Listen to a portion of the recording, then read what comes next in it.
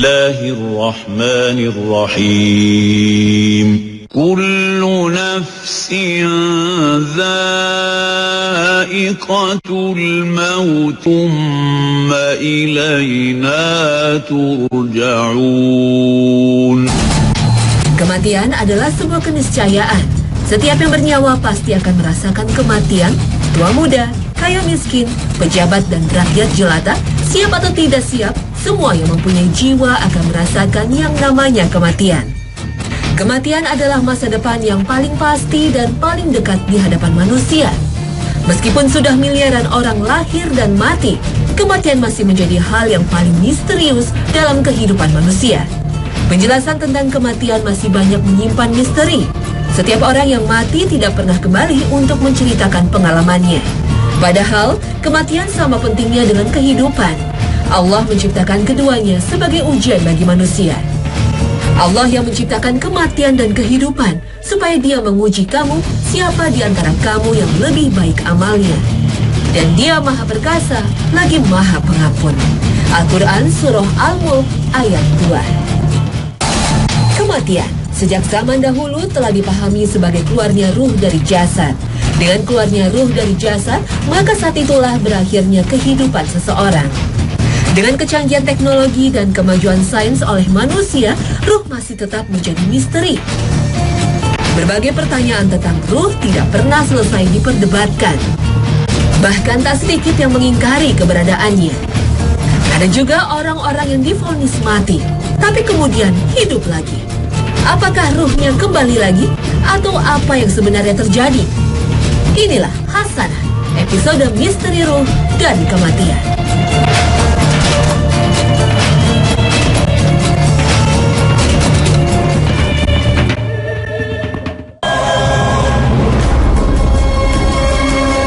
Assalamualaikum warahmatullahi wabarakatuh. Selamat pagi pemirsa Trans 7, Hasanah Ensiklopedia Islam Dunia. Pagi ini kembali hadir ke hadapan Anda untuk berbagi pengetahuan dan saling menasihati dalam kebajikan. Keluarnya ruh dari jasad merupakan definisi kematian yang jamak dipahami dari zaman dahulu sampai sekarang. Berbagai agama dan kepercayaan menganut pemahaman ini sampai sekarang. Ajaran Islam tidak menafikan pengertian ini. Bahkan dalam ajaran Islam sendiri, ada malaikat yang memang ditugaskan oleh Allah Subhanahu wa Ta'ala untuk menjalankan tugas ini, yaitu mencabut atau mengeluarkan ruh manusia. Qul yatawaffakum malakul mauti alladhi wukkila bikum thumma ila rabbikum turja'un. Dalam beberapa hadis sahih juga dijelaskan bagaimana proses keluarnya ruh dari jasad atau yang dikenal juga dengan istilah sakratul maut. Proses ini bisa berbeda antara satu manusia dengan yang lain. Mudah atau sulit sangat tergantung dari amalan semasa hidup. Sakratul maut adalah pintu gerbang manusia menuju kematian. Sakratul maut adalah peristiwa yang amat menakutkan karena saat sakratul maut tiba, tak seorang pun dapat membantu dan menolong. Kendati saat kritis itu, istri, suami, sanak saudara, dan handai tolan sedang mengelilingi. Manusia akan bergulat sendirian dengan sakratul maut itu di tengah keramaian orang-orang yang dicintai dan disayangi. Semua hanya dapat menatap dengan pandangan mata yang hampa.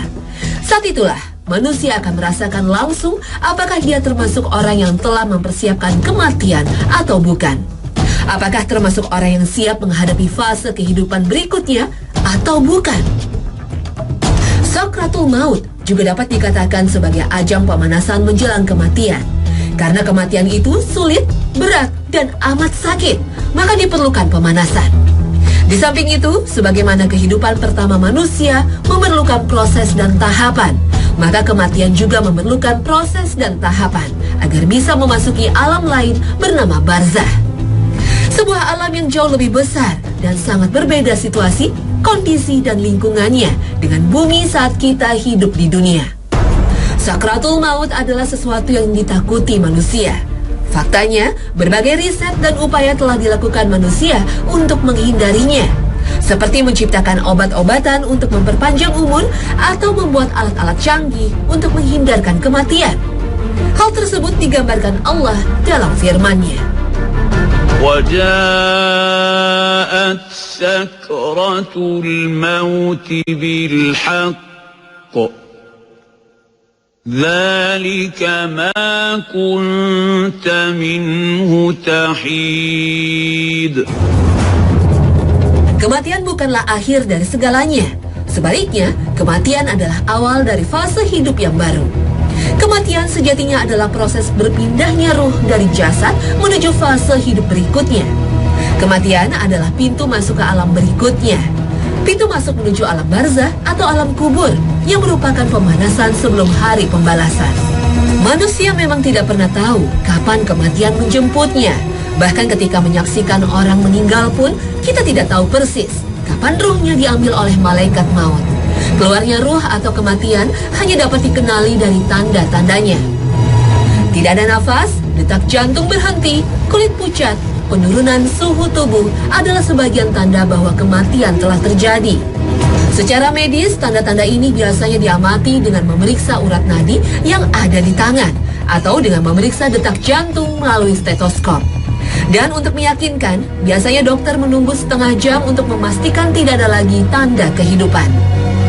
Meskipun manusia telah mati, tapi sel-sel dalam tubuh tidaklah mati sekaligus. Bertahap, apalagi jika organ tersebut dibekukan dengan cairan khusus yang biasanya akan digunakan untuk transplantasi organ.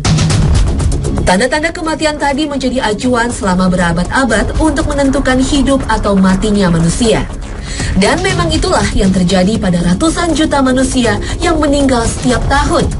Tetapi dengan berkembangnya ilmu kedokteran dan teknologi dalam mempertahankan hidup, pada beberapa kasus, tanda kematian tersebut justru dapat dicegah.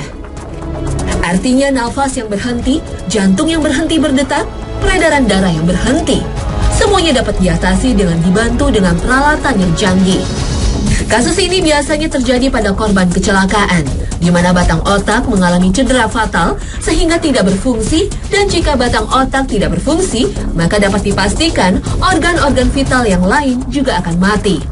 Sehingga ditemukanlah definisi baru tentang kematian, yaitu matinya batang otak. Dalam beberapa negara, definisi kematian dengan matinya batang otak telah menjadi undang-undang. Artinya seseorang dapat dikatakan mati apabila batang otaknya sudah mati, meskipun organ tubuh lainnya masih berfungsi dengan bantuan peralatan canggih.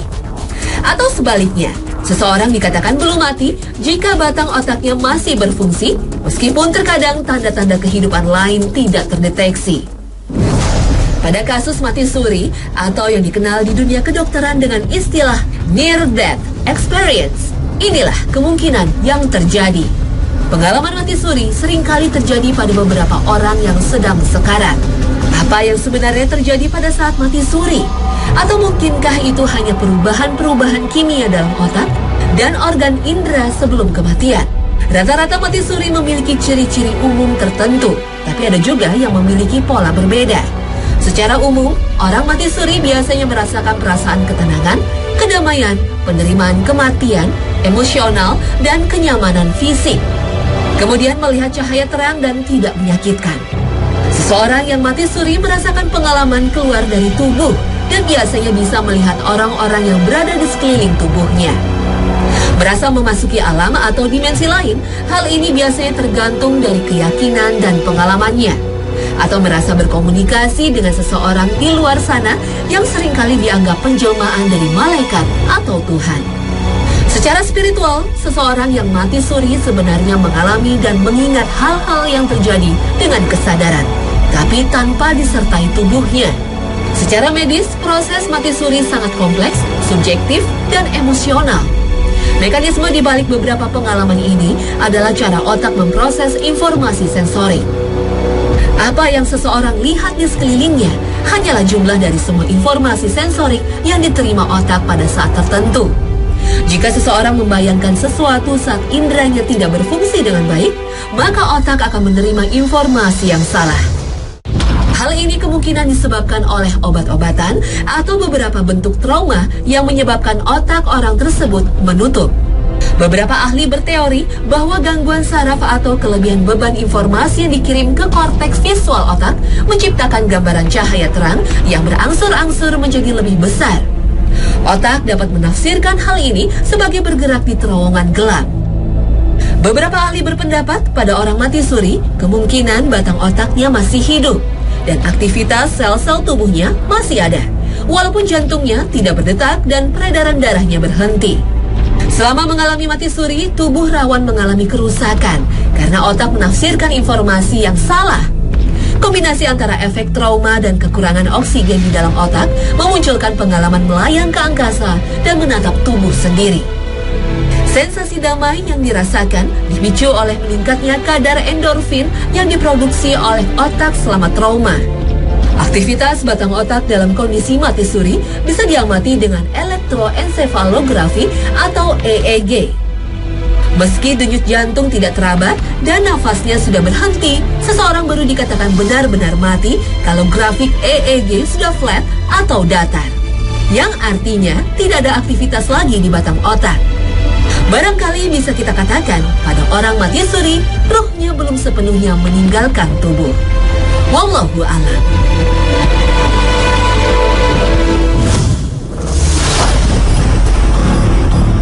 Jika hidup manusia ditentukan oleh keberadaan ruh, maka ruh adalah kehidupan. Tubuh akan hidup jika mempunyai ruh. Apabila ruh telah dicabut, maka saat itulah kematian. Menurut para ulama, ruh adalah zat yang berdiri sendiri. Ruh dapat merasakan kesenangan dan siksaan.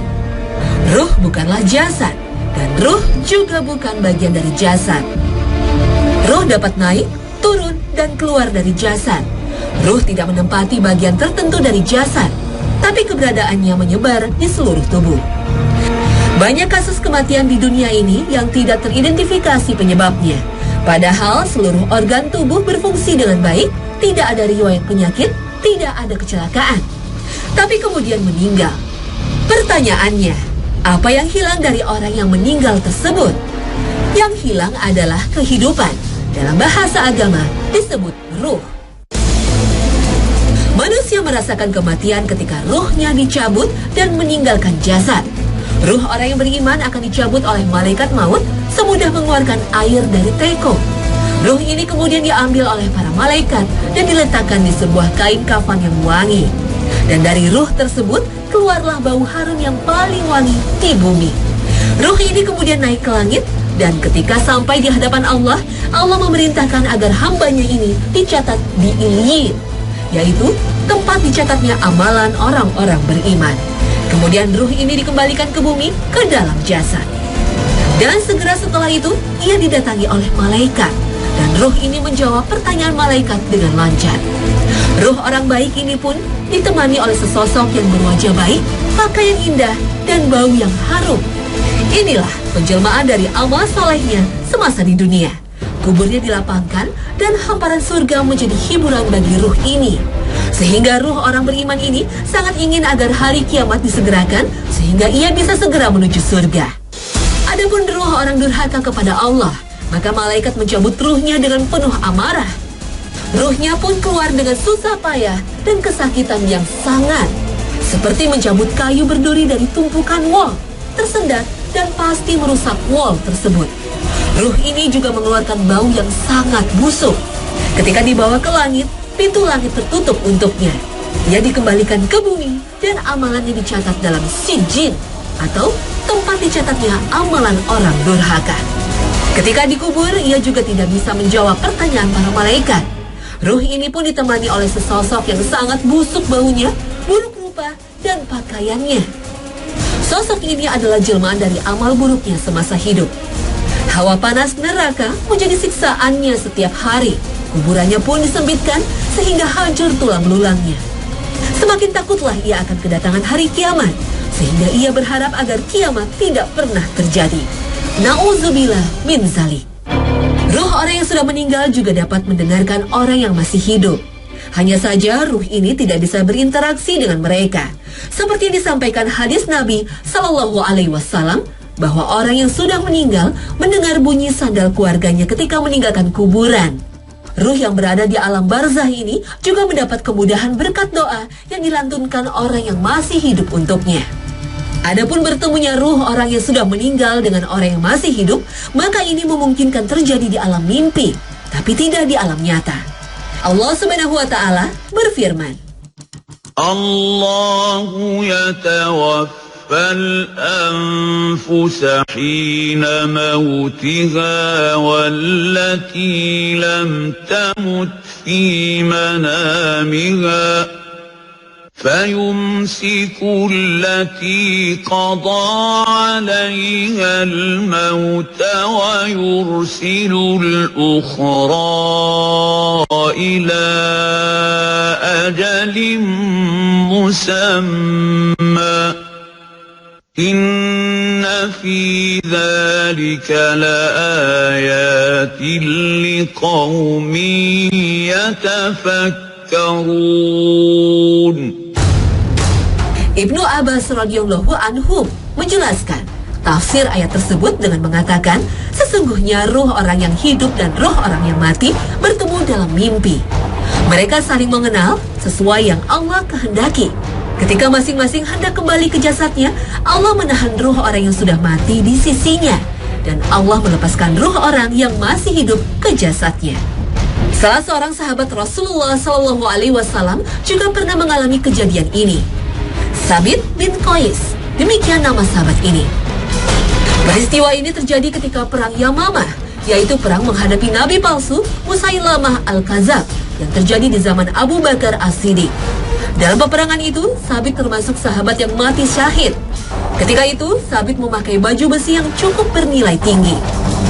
Sampai akhirnya lewatlah seseorang yang menemukan jasad Sabit. Orang ini mengambil baju besi Sabit dan membawanya pulang. Setelah peristiwa ini, ada salah seorang mukmin yang bermimpi. Dia didatangi Sabit bin Qais dan berpesan kepadanya agar menyampaikan kepada Khalid bin Walid radhiyallahu anhu, panglima ketika itu, untuk mengambil baju besinya pada orang yang telah mengambil tadi. Dalam mimpi itu, Sabit juga menyebutkan secara jelas alamat orang tersebut dan ciri-cirinya. Sabit juga menjelaskan detail tempat orang tersebut meletakkan baju besi yang diambilnya dari Sabit. Setelah bangun, orang ini pun menemui Khalid bin Walid dan menyampaikan kisah mimpinya bertemu Sabit. Sang panglima Khalid bin Walid mengutus beberapa orang untuk mengambil baju besi itu, dan mereka mendapatkan baju besi tersebut persis di tempat yang diceritakan Sabit dalam mimpinya.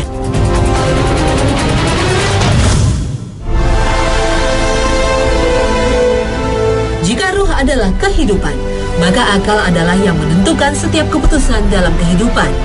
Imam Al-Ghazali mengatakan bahwa akal adalah sifat yang membuat manusia berbeda dari binatang. Akal yang membuat manusia dapat belajar dan menerima pengetahuan dan menciptakan hal-hal yang luar biasa. Akal ibarat mata. Mata tidak akan melihat jika tidak ada penerangan.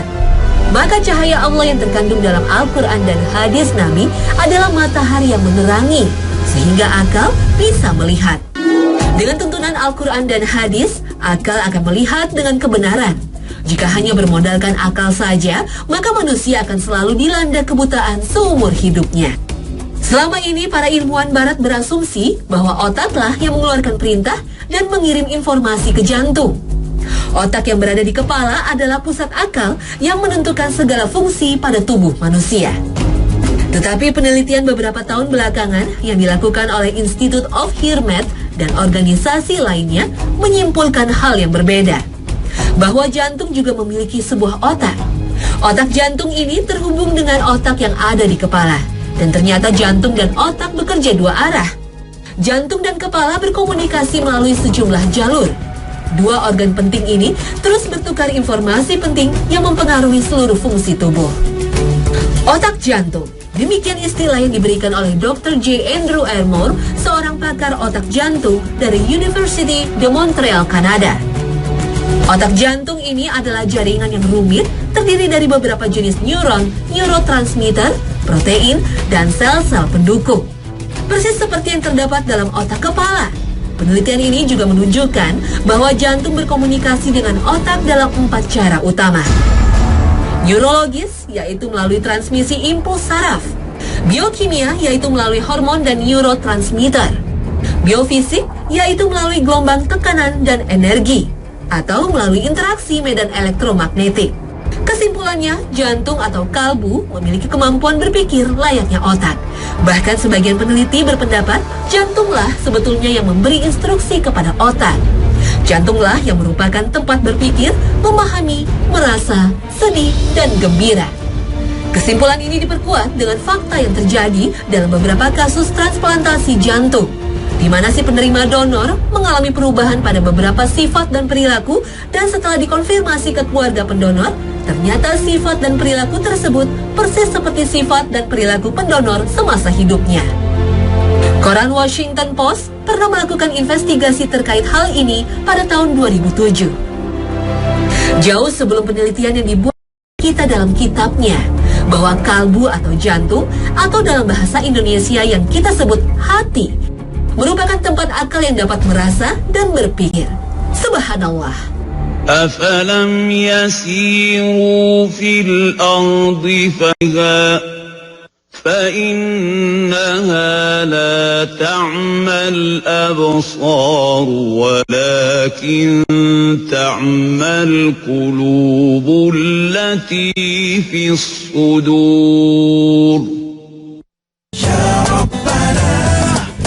Pemirsa, perdebatan tentang ruh dan kematian merupakan hal yang tidak akan ada ujungnya.